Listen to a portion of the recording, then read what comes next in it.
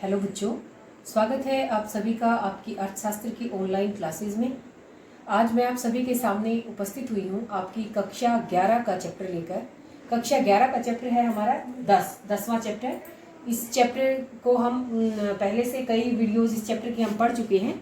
Chapter का नाम था हमारा केंद्रीय प्रवृत्ति के माप, जिसमें हम मध्यिका और बहुलक के बारे में पढ़ेंगे। ये चैप्टर हमारा काफ़ी लंबा चैप्टर था और ये जो वीडियो है ये इस चैप्टर की 12वीं वीडियो है और मैं कोशिश करूंगी कि जो नेक्स्ट वीडियो है उसमें हम चैप्टर को कंप्लीट करें। तो चैप्टर हमारा काफ़ी लंबा था।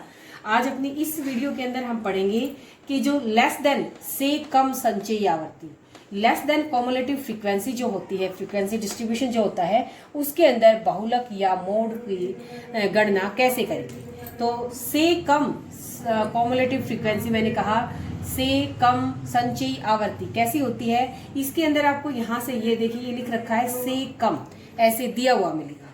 तो से कम में 200 से कम, 300 से कम, 400 से कम, इस तरह से। और ये जो आवृत्ति है ये सिंपल आवृत्ति नहीं है, ये संचयी आवृत्ति है, कॉमुलेटिव फ्रीक्वेंसी है। तो इस तरह की आपको स्टेटमेंट दी हुई मिलेगी जिसके अंदर से कम लिखा हुआ होगा और वहां हमें अगर बहुलक की गणना करनी पड़ जाए तो फार्मूले के द्वारा, सूत्र के द्वारा हम कैसे गणना करेंगे। तो सबसे पहले हमें क्या करना पड़ेगा, ये जो से कम जो फ्रीक्वेंसी दे रखी है, जो सीरीज दे रखी है, इसे हमें चेंज करना पड़ेगा अपनी इंक्लूसिव या समावेशी जो श्रृंखला है उसके अंदर। 200 से कम, सबसे पहले वाला हमारा क्या है 200 से कम। तो हम ये अगला है 300 से कम। तो हम देख रहे हैं कि हर एक के अंदर 100 का गैप है। तो हम जो हमारी पहली जो हमारा वर्गांतर बनेगा उसे हम 100 से 200, 200 से कम है ना, तो 100 से 200 इस तरह से हम उसे बना सकते हैं। तो इस तरह से हम अपने वर्गांतर बनाएंगे। पहला वर्गांतर बन गया हमारा 100 से 200, नेक्स्ट बनेगा 200 से 300 और फिर 300 से 400, 400 से 500, 500 से 600 और इस तरह से 800 से 900, क्योंकि हमारा जो लास्ट वाला था वो 900 था। तो 800 से 900 में हमारे जो है सभी हमारी मजदूरियां शामिल हो जाएंगी। अब ये मैंने बताया कि ये क्या है, संचयी आवर्ती है, CF है, कॉमुलेटिव फ्रीक्वेंसी है। तो इसे हमें चेंज करना पड़ेगा सिंपल फ्रीक्वेंसी। कैसे करेंगे, सबसे पहला तो 100 से 200 ये हमारा 5 ठीक है, लेकिन 300 से कम में ये भी इसके अंदर है, 5 भी इस 18 के अंदर है। तो इस 5 को हमें इस 18 से निकालना पड़ेगा। 18 माइनस 5, 200 से 300 क्या बन जाएगा हमारा 13 बन जाएगा।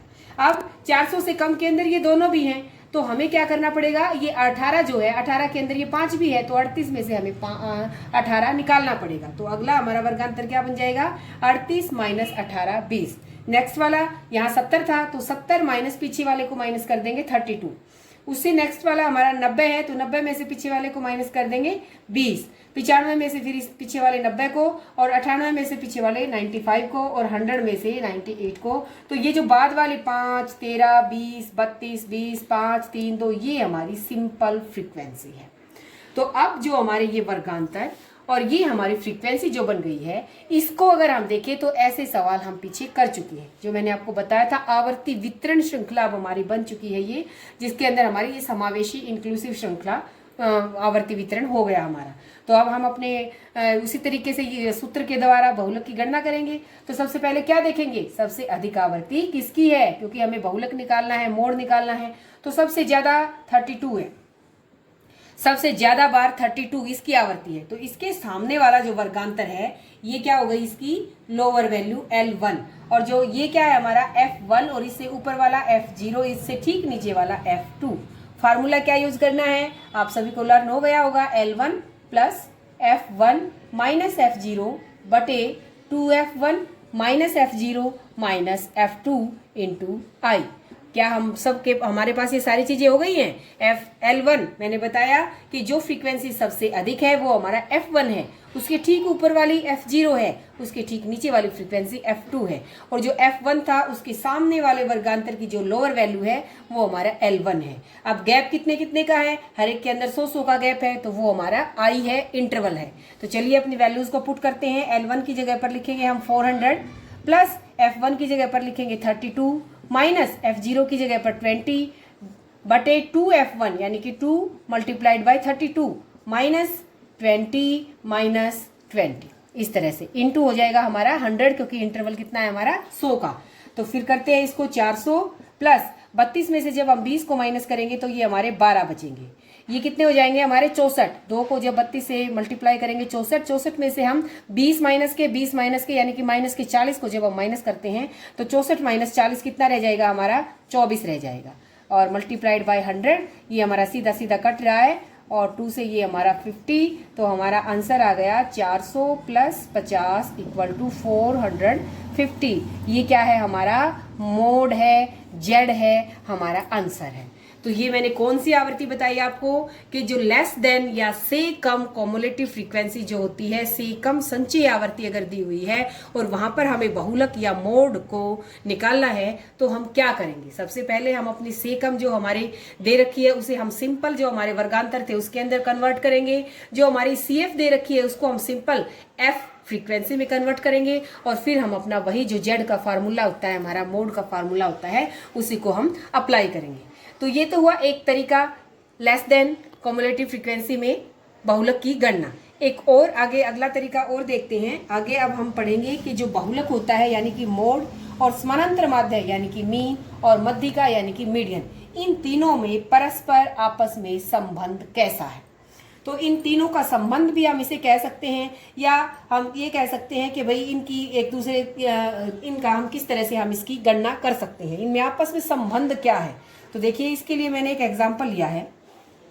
क्या संबंध है इसमें कि ये जो तीन चीजें हैं इनके अंदर सबसे पहले चलिए मैं आपको संबंध ही बता देती हूँ कि जो जेड हमारा होता है यानी कि जो मोड बहुलक जो होता है वो क्या होता है 3 मीडियन माइनस 2 मीन, ये इनके बीच में रिलेशन होता है। यानी कि जो मोड जो है बहुलक जो है वो मीडियन का 3 गुना और माध्य जो होता है हमारा समानांतर माध्य उसके 2 गुना का अंतर होता है।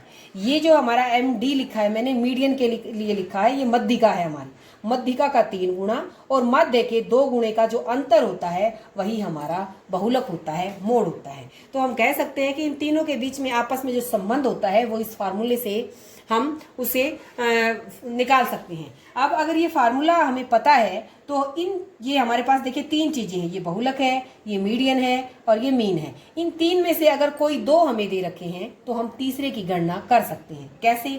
जैसे मैंने यहाँ पर एक एग्जांपल लिया है कि मान लिया हमारे को जेड बहुलक दे रखा है 220 है और मीडियन भी दे रखा है 280 है। तीसरी चीज हमें माध्य निकालना है। तो इन तीनों में से कोई भी 2 अगर हमें दे रखे हैं तो हम तीसरे को निकाल सकते हैं इस फार्मूले का यूज करके। इस फार्मूले के अंदर हम ये वैल्यू पुट करते हैं। जेड कितना है हमारा 220 इक्वल टू 3 मीडियन, ये मध्यिका है हमारी यानी कि 3 multiplied by 280 minus 2 mean, mean को मैं ऐसे का ऐसे लिख देती हूँ माध्य। तो ये क्या हो गया हमारा 220 इधर है हमारा यूं का यूं इक्वल टू 3 को इससे गुणा करेंगे हम, तो ये हो गए हमारे 840 में से यहाँ हमारे 2 मीन यो का यो लिखेंगे हम।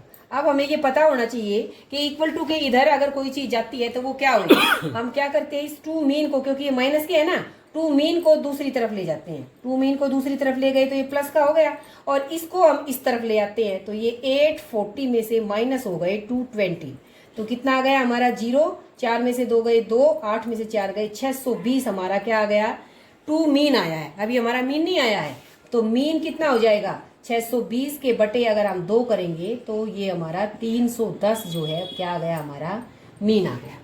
अब ये देखिए अगर हमें क्या दे रखा था, हमें बहुलक दे रखा था, हमें मीडियन दे रखा था, तीसरी चीज हमने मीन अपने आप निकाल ली। अगर हम ये करें कि हमें मध्यिका ना दे रखी हो, हमें सिर्फ ये दे रखा हो 310, ये हमें नहीं दे रखी, तो वो भी हम इससे निकाल सकते हैं। देखो इसी सवाल की इसी के अंदर हम इनकी वैल्यू पुट करके देखते हैं।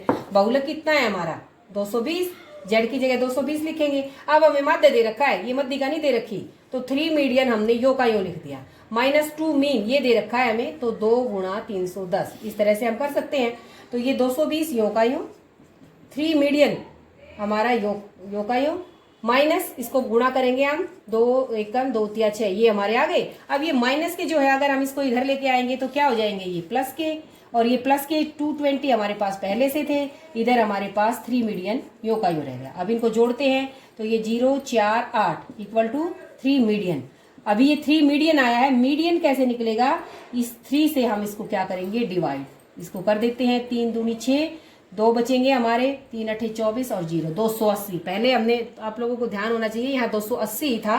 तो कहने का मतलब क्या है कि ये जो 3 चीजें हमारे पास, बहुलक, मध्यिका और मध्य है, इन 3 में से अगर कोई 2 हमें दे रखी हैं तो हम तीसरे को निकाल सकते हैं इस फार्मूले की मदद से।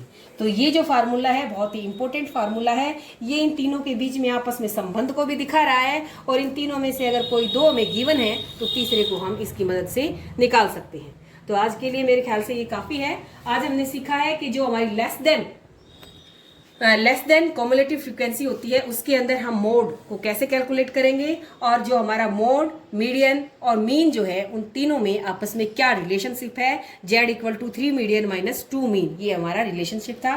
तो मेरे ख्याल से आपको समझ में आ गया होगा। इसके ऊपर बेस्ड जो सम्स आपकी बुक के अंदर दे रखे हैं उनकी आप लोगों को प्रैक्टिस करनी है, और आज के लिए इतना काफ़ी है। और अगर आप लोगों को मेरा पढ़ाया हुआ समझ में आ रहा है, मेरी वीडियोज़ अच्छी लग रही हैं, तो मेरे चैनल को जरूर सब्सक्राइब करें, क्योंकि अगर आप सब्सक्राइब करते हैं तो अगली जो वीडियो होगी वो ऑटोमेटिकली आपके पास पहुंचेगी। तो आज के लिए इतना ही। आप सभी का वीडियो देखने के लिए बहुत बहुत धन्यवाद।